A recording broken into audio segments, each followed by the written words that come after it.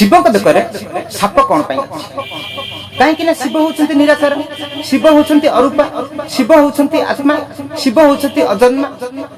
अच्छा जार रूप ना रेख ना ता सहित साप को कहीं जोड़ी दिगला। आज्ञा आमे जते बेले शिवंकर साकार रूप निरूपण कलु ता सहित साप को आमे स्थान देले। साप सहित आमर दुई प्रकार संबंध अच्छे। साप को आम घृणा कर साप को भय कर भय आम ये मृत्यु को भय कर घृणा आम ये साप हूँ प्रकृति एक घृणात्मक रूप। आम साप को देखिले तुरंत कही था मारी दियो हटई दियो कहीं संसार में आप जिते प्रकार जीव देखुंट ये हूँ देवींकर साकार रूप, साप हूँ साकार रूप आ साप हूँ देवींकर मृत्यु देवींकर एक साकार रूप आ मृत्यु देवींकर स्वामी होउछंती शिव। कहीं आपण जो साप को भय करती बा मृत्यु को भय करती से साप शिवंकर गलारे खेलुची बा शोभा पाउची। तामाने शिव होउछंती मृत्युर बहुत निकटवर्ती आ मृत्यु को भल भाबरे जानि आ मृत्यु देवी शिव को ये मारू ना कहीं मृत्यु देवींकर स्वामी होउछंती शिव। शिव को मृत्यु देवी अभय वरदान देकरी रखिछंती।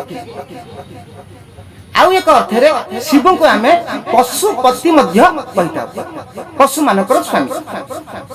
शिव जदि हेई थांती पशु मानकर स्वामी, पशु मानकर मां होउछंती मृत्यु देवी आ मृत्यु देवींकर स्वामी होउछंती शिव। आ मृत्यु देवी मु जाहा को कहूची सी होउछंती एई प्रकृति देवी। ए प्रकृति महाकाली, पार्वती, सीता, सती सब किछि सेति पे गीत रे कह दे या देवी सर्वभूतेषु मात्र रूपेण सतिता नमस्तस्यै नमस्तस्यै नमस्तस्यै नमः। कहीं ये प्रकृति हूँ मुक्तिदायिनी, ये प्रकृति हूँ सुखदायिनी, ये प्रकृति हूँ कष्टदायिनी, ये प्रकृति हूँ मुख्यदायिनी। कहीं ये प्रकृति आमर माँ। ये प्रकृति को आपण जेमिति भाबरे देखिबे, ये प्रकृति आपण को सेमिति भाबरे देखिबे। आपण मृत्यु को न डरिबा अर्थ होउची निजर आत्मा को जानि। आज्ञा मृत्यु को डरिबार नहीं, मृत्यु को जानिबार अछि। आपण केते बाट दौड़िबे काहे ना कोनोसी मनुष्य जीवंत ए संसार राज्य जाई नांती। आपण ये दुख कष्ट शरीर को ए जीवन में छाड़ीबा को हेले आपण को मृत्यु हेकरी जीवा को पड़िबा। ता माने मृत्यु सत्य निज पई आ तम मृत्यु को तुमे निजे अनुभव करिबो। रहउचे।